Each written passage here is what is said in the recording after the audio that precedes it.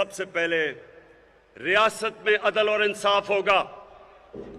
रियासत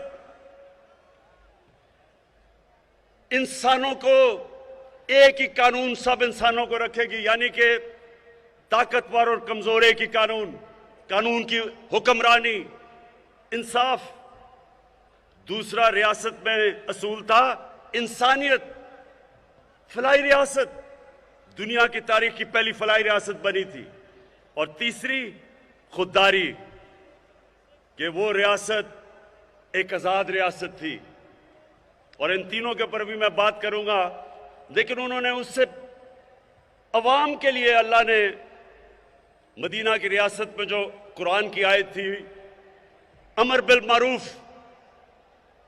व नही अनिल मुनकर, अल्लाह ने इंसानों को कहा कि रियासत की तो जिम्मेदारी इंसाफ देना, खुददार कौम, इंसानियत, फलाई रियासत, लेकिन अवाम की जिम्मेदारी क्या थी कि तुम अच्छाई के साथ खड़े होगे और बुराई के खिलाफ जहाद करोगे।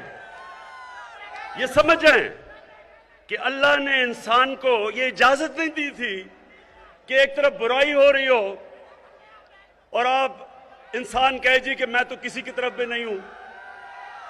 ये मैं 25 साल से अपनी कौम को बता रहा हूं कि जब तक एक कौम बुराई के खिलाफ नहीं खड़ी होगी, उस कौम में बुराई बढ़ जाएगी, वो कौम आगे नहीं बढ़ेगी। जब एक कौम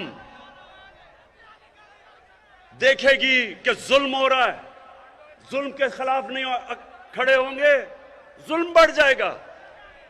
जब एक कौम देखेगी कि करप्शन बढ़ रही है और कौम कुछ नहीं करती, तो माशरे में करप्शन बढ़ जाएगी। जब हम आप देखते हैं कि माशरे में सेक्स क्राइम बढ़ती जा रही है, बच्चों से ज्यादतियां, रेप,